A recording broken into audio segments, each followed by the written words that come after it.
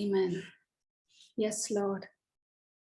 From the mountains to the valleys, may the praises of our God, the Lord Most High, be heard, O Lord.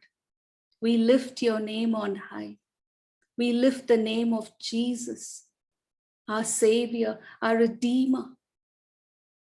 We lift your name, our healer, our deliverer, our protector.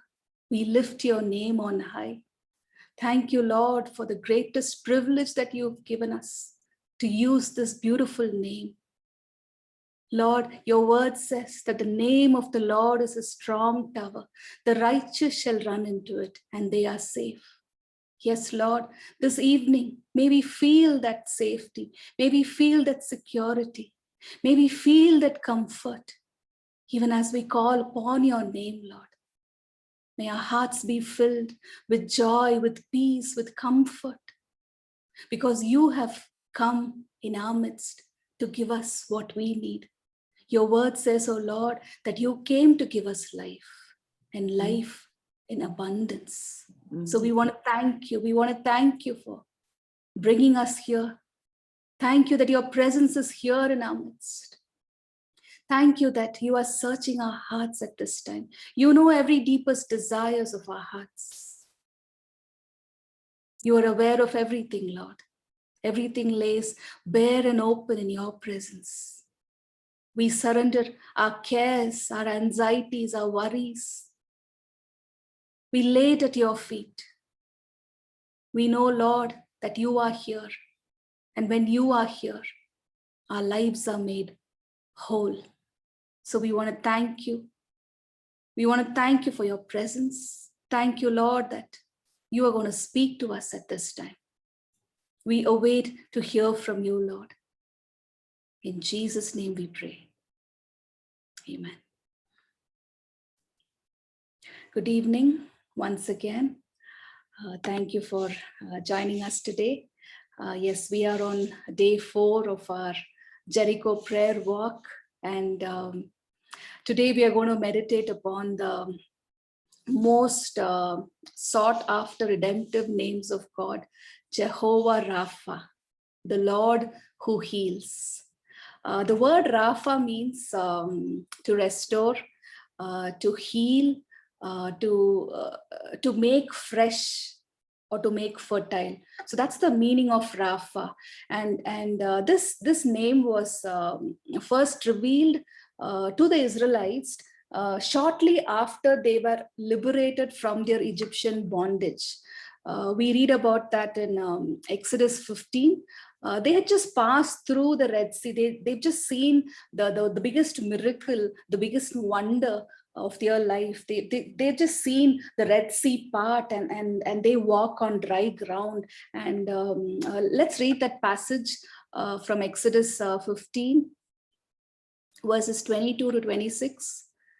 Then Moses made Israel set out from the Red Sea, and they went into the wilderness of Shur. They went 3 days in the wilderness and found no water. When they came to Mara, they could not drink the water of Mara because it was bitter. Therefore, it was named Mara, and the people grumbled against Moses, saying, "What shall we drink?" And he cried to the Lord, and the Lord showed him a log, and he threw it into the water, and the water became sweet. There the Lord made for them a statute and a rule, and there he tested them, saying, "If you will diligently listen to the voice of the Lord your God, and do what is right in his eyes, and give ear to his commandments, and keep all his statutes, then I will put none of the diseases on you that I put on the Egyptians, for I am the Lord your healer." So in Exodus 15, as we just read, we see in the first part of this chapter, we see the people rejoicing. They are so excited that they are finally free from the Egyptian bondage. So you see the first few verses, they express their praise, their rejoicing. But soon their praise turns into a time of grumbling. We just read in verse 22, we read that Moses led them into the desert of Shur. The word Shur means wall. So ideally speaking, they've just passed into through a time of rejoicing, through a time of they seeing the wonder, miracle working of God in their lives, and now it looks like they just run into a wall of despair instead of enjoying that blessing. So we just read that they are wandering in the wilderness for 3 days, having no water to drink, no food to eat, and finally they meet with something even more distressing. We just read that they reach Mara. The word Mara means bitterness. So wandering in the wilderness for 3 days with no food, no water, and finally you discover something which is bitter. Sometimes we feel like that, right? We feel like we've hit a wall. We feel that all of our expectations are just being shattered. So here in Exodus 15, we see the same thing. We see people going from praise to grumbling, because they finally were able to find some water, only to discover that water is bitter. So we can just imagine their level of disappointment. Probably they were excited at the first sight that they were able to find refreshment after 3 days, only to have their expectations shattered. So the question is, have you been there, or are you there right now, where you are experiencing bitterness? There is disappointment, and all your expectations have been shattered. You wanted life to go in a certain way. You wanted things to move in certain ways. But right now it looks like Mara, bitter waters. In Exodus 15, the Israelites had seen the way God make a way through the wilderness, through the Red Sea. But now they are thirsty. And on top of that, there is water, but there is bitterness in their mouth. Some of us may be experiencing that. We might have been praying for something. Maybe it is a healing. Maybe it is an issue with our family, our relationships. Maybe we have been praying for a breakthrough in our finances. We've been praying for a son or a daughter. And we've gone from high expectations to great disappointments, ending in heavy discouragement. So we know the way in which we have gone from expectations to disappointment to discouragement, just like the way the bitter waters of Mara was in Exodus 15. And if you see, if you had noticed in Exodus 15, we see that the gratitude with which the chapter starts soon turns into bitterness. And the Israelites soon forget who God is. The memory of God's faithfulness is somehow forgotten, because they begin to crib, they begin to grumble. So many times bitterness blinds us to the promises of God. Today, there could be sickness, there could be pain, there could be something, some infirmity making us bitter, making us forget the faithfulness of our God, causing us to forget the promises of God. I believe that's the reason why the psalmist declares in Psalm 103 verse 2, "Bless the Lord, O my soul, and forget not all his benefits." Do not forget. We read all those benefits before we started. He forgives all your diseases. He forgives all your sins, heals all your diseases, and he goes on. But there are times where we might forget his benefits. That's the reason the psalmist says, "My soul, bless the Lord, O my soul, forget not all his benefits." So what does Moses do as we go on reading? Moses does what he can do. He cries out to God. He prays to God. And God answers Moses by showing him a piece of wood. Moses takes that piece of wood and throws it into the bitter waters of Mara. What happens? Immediately, the bitter waters become sweet. Now, that is a representation of Christ. That piece of wood represents Christ. He is the one who threw himself into the bitterness of this world so that everyone who touches him will turn sweet. Every circumstances that gets in touch with him will become sweet. It is this Christ who was offered that bitter gall while he was there on the cross. He drank the bitter cup of God's wrath on behalf of all of us, so that everyone who will accept him as God and Savior will drink the sweetness of his love.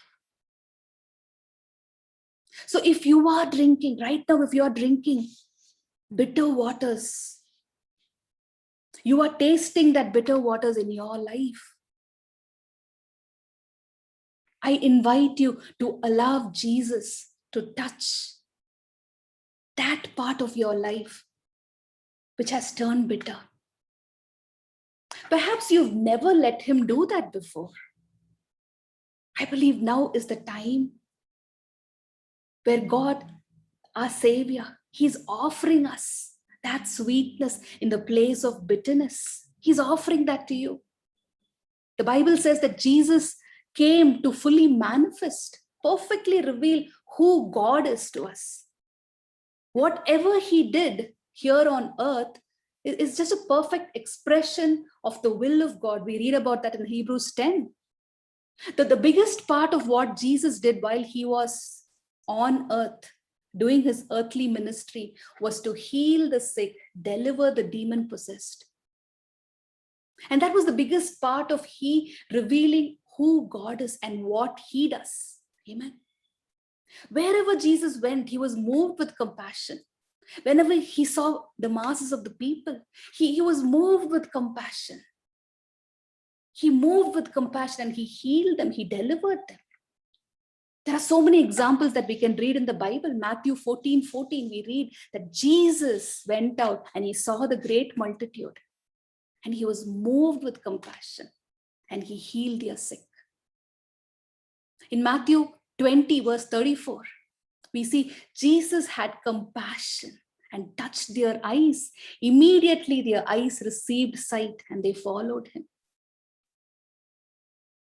So in the midst of the bitterness, in Exodus 15, in the midst of the bitterness, in the midst of hurt, in the midst of their uncertainty, God reveals to the Israelites, he reveals himself as their healer. Today, in the midst of our bitter waters, no matter how bitter it is, no matter how long we've been tasting, God wants to reveal himself, amen, as our healer. The question is, how ready are we to receive it? Jehovah Rapha, our healer, he wants to restore us. He wants to heal us. He wants to cure us physically, emotionally, and spiritually. So many times it's not just about the physical healing. Many times it's about a three-dimensional healing where we would need a physical, emotional, as well as a spiritual healing. So when God does it, he does it completely. He heals us completely. He heals us physically. He heals us emotionally. He heals us spiritually. Sometimes we got to wait for that because we are not yet ready. And he prepares us for that. Amen. So the next thing that we're going to see today is, what is the basis? We know that God wants to heal. God has made the provision for us. The provision is already made. What is the basis in which you and I can receive that healing and walk in wholeness? Walk in that wholeness that has been already provided for us.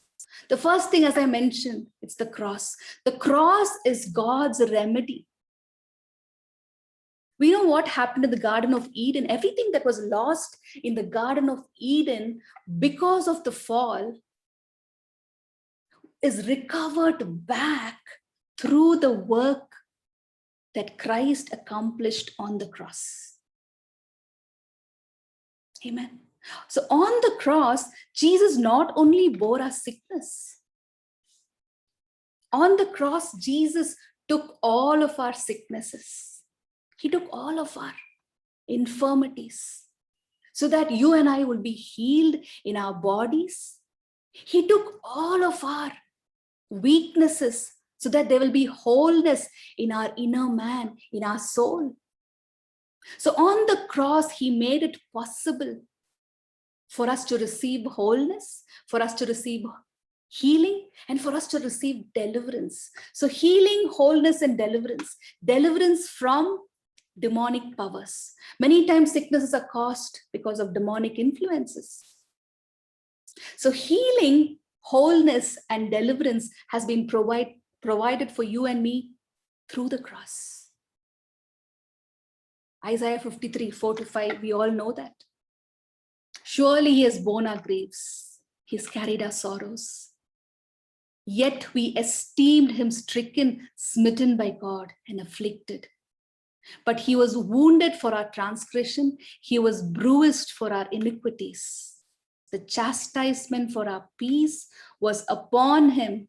By his stripes we are healed. Amen.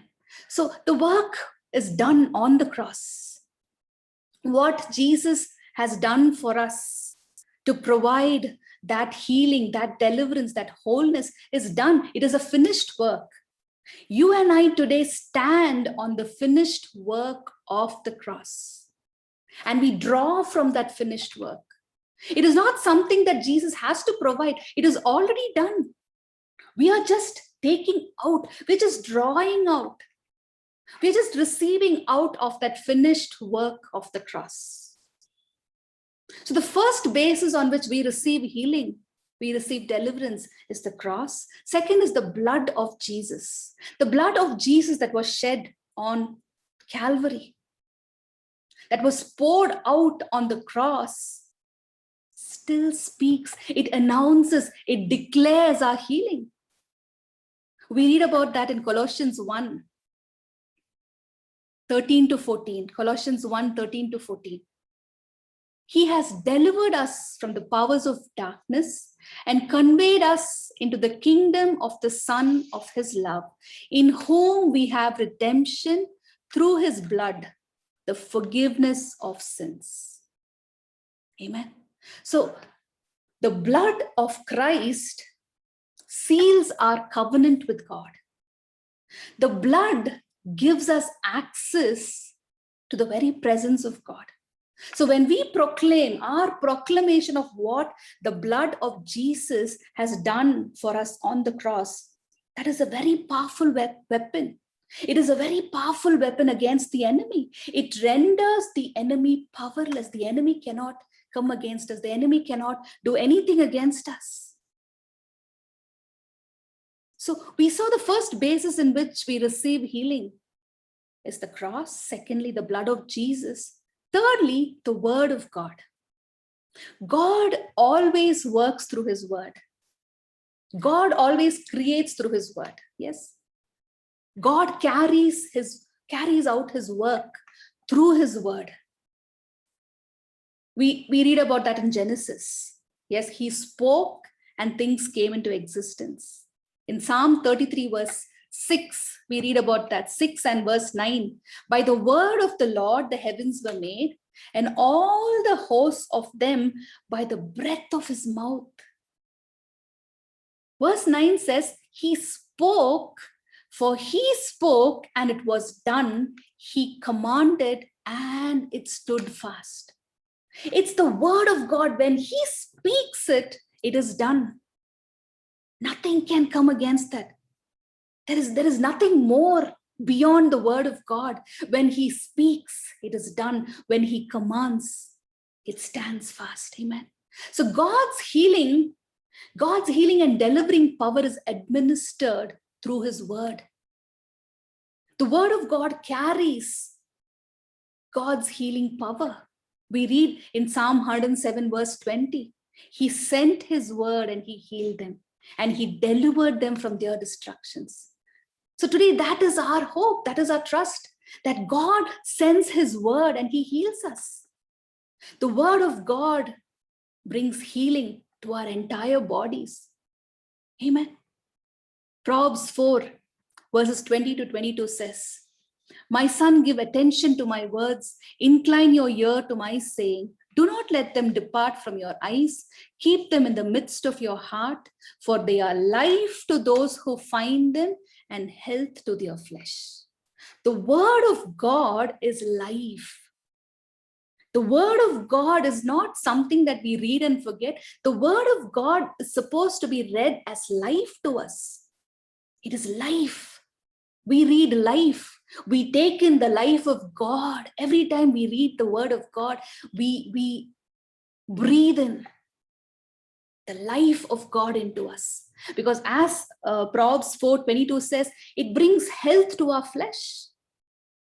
So how much have we been meditating on God's word? How much have we been eating God's word lately? Because God's word affects our entire body, bringing healing and wholeness. So as we continue to fill our hearts with God's word, it begins to work in our body. The word of God is just the revelation of God's heart for us.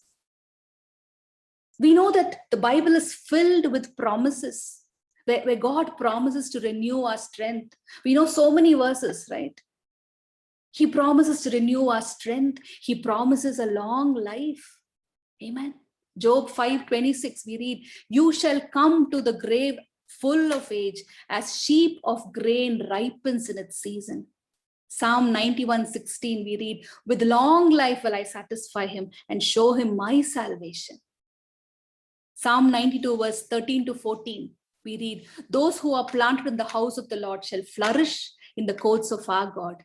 They shall still bear fruit in old age. They shall be fresh and flourishing. So God's word reveals the heart of God for you and me. Every time we read the word of God, we know this is God's will for my life. It affects my body. It affects my emotions. So the basis in which you and I receive healing, first of all, we saw it's the cross. Second, it's the blood of Jesus. Third, it is the word of God. And fourth, name of Jesus.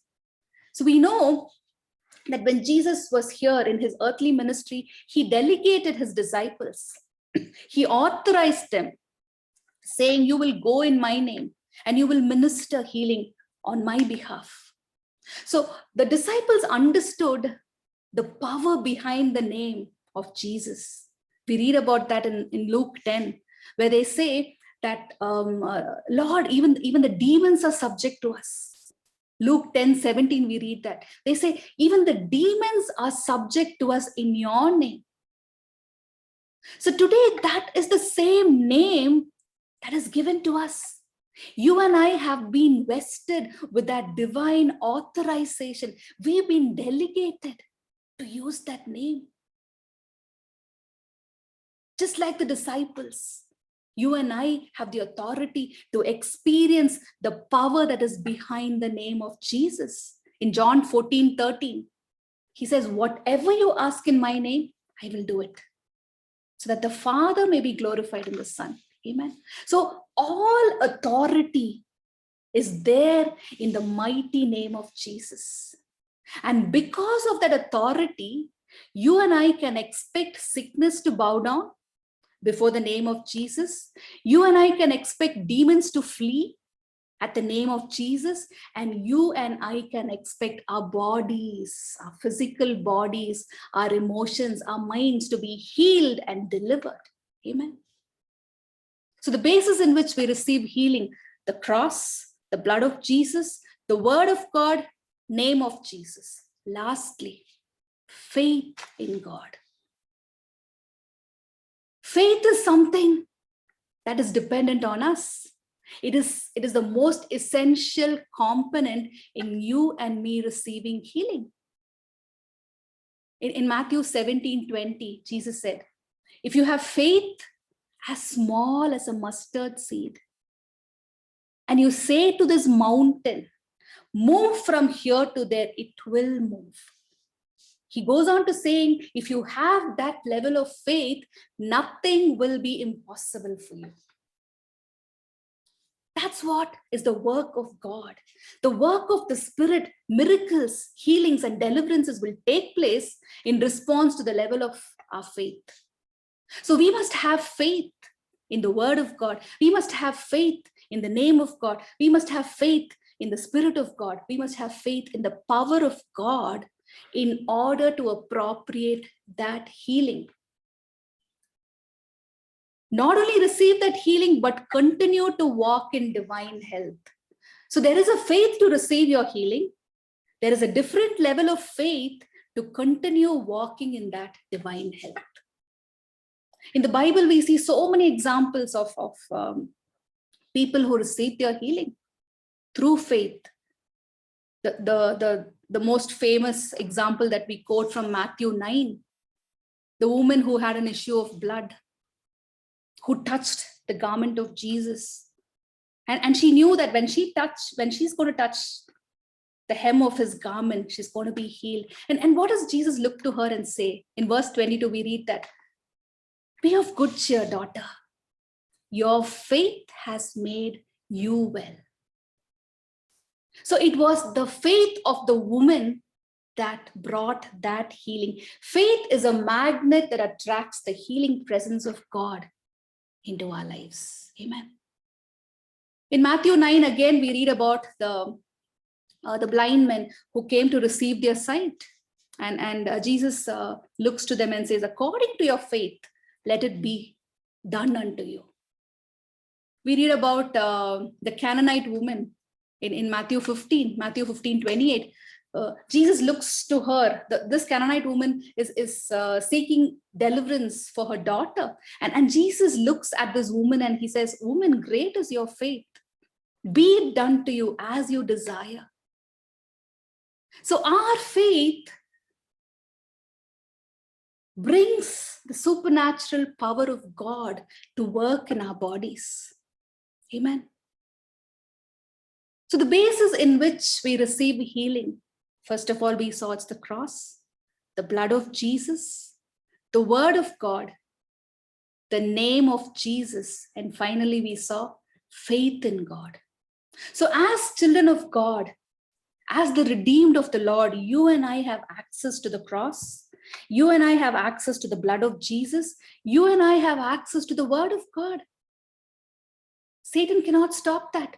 Satan in no way can stop my access to the cross, to the blood of Jesus, and to the word of God. So as the Bible says, whatever I ask in faith in the name of Jesus, I will receive it. In Matthew 21:22, he says, whatever you ask in prayer, you will receive if you have faith. So faith is the key that unlocks the door to my miracle. Amen. So this evening, if you have come looking for a touch from Jehovah Rapha, I would encourage you to receive that healing in faith, because he said, whatever you ask. He did not give us categories of these are the things I might possibly give. No, he said, whatever you ask in prayer, you will receive if you have faith. Because as children of God, we already have access to the cross. We already have access to the blood of Jesus. And we already have access to the word of God. He sends forth his word and he heals his people. Amen. So let us at this time prepare our hearts to receive from him. As we read in Romans 8:11, he says, the spirit of the one who gives life, he dwells in us and he gives life to our mortal bodies. God is spirit, and when his spirit dwells in us, his spirit gives life to our mortal bodies. So let's believe that. Let's believe that. Let's receive that life-giving spirit into our body, into our bones, into every area, into our emotions, wherever we need healing, wherever we need to be made whole. Let's say, Lord, may the life of Jesus flow into me. Because that's the promise that God has given us in Second Corinthians 4:11. We read, the life of Jesus is made manifest in our mortal flesh. The life of Jesus. Because I'm connected with him. I'm connected with him. And his life flows into my mortal flesh. Are we ready? Are we ready to receive that from our God, our Jehovah Rapha? We're going to spend some time in prayer. We're going to prepare our hearts. We're going to just go and get desperate. We are going to get expectant. Because Jehovah Rapha is here in our midst. And he wants to touch us. He wants to heal us. He wants to deliver us. He wants to make us whole. So let's prepare our hearts even as we listen to this song. Sent your word and you healed my disease. You are the Lord, my healer.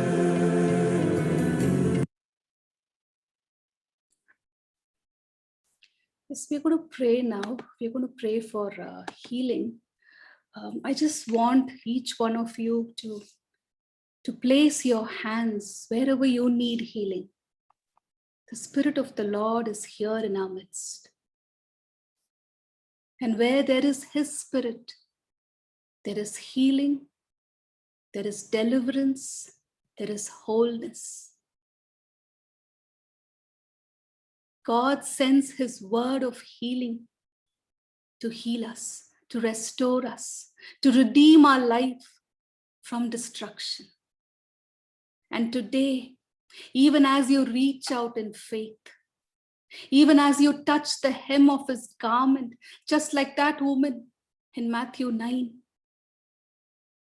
the healing presence of the healer will flow into your bodies. Receive your healing. Reach out to him, reach out to him. Hallelujah. God is healing autoimmune disorders.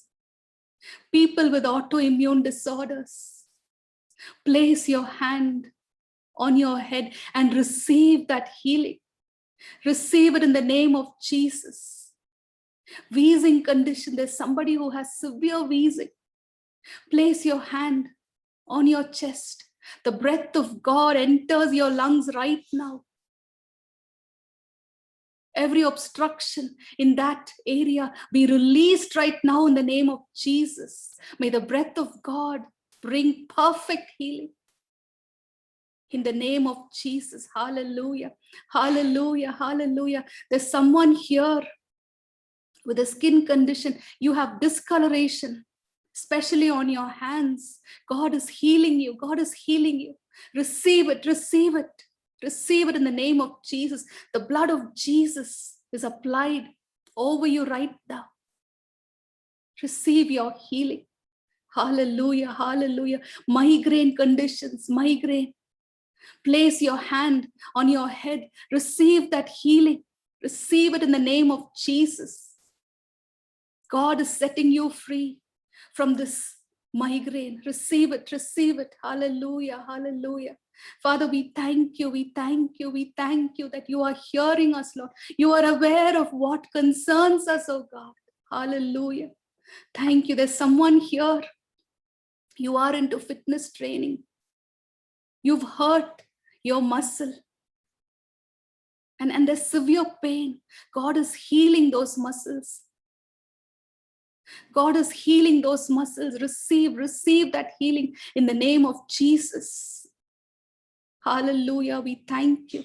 We thank you, Lord. We thank you. We thank you. Thank you, Master. We praise you, Lord. We praise you. Menstrual disorders. You've been having severe bleeding. God is touching you right now. Receive your healing in the name of Jesus. Precious Lord, may your spirit cover this person. Cover her right now. And may your healing power flow into her body.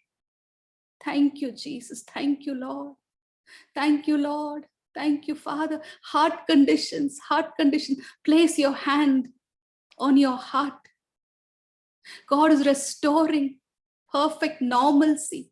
Every block in your heart right now be made whole right now. May you be set free from every heart infirmity. Receive your healing in the name of Jesus. Father, we thank you. We thank you, Lord. Thank you, Lord. Thank you. There's someone who you got some condition in your nail.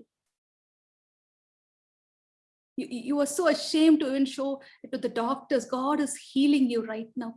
God is touching your nail. It is in your hand. Receive that healing. Receive that healing. Every imperfection be made set right. Be made right. Right now in the name of Jesus. We speak restoration.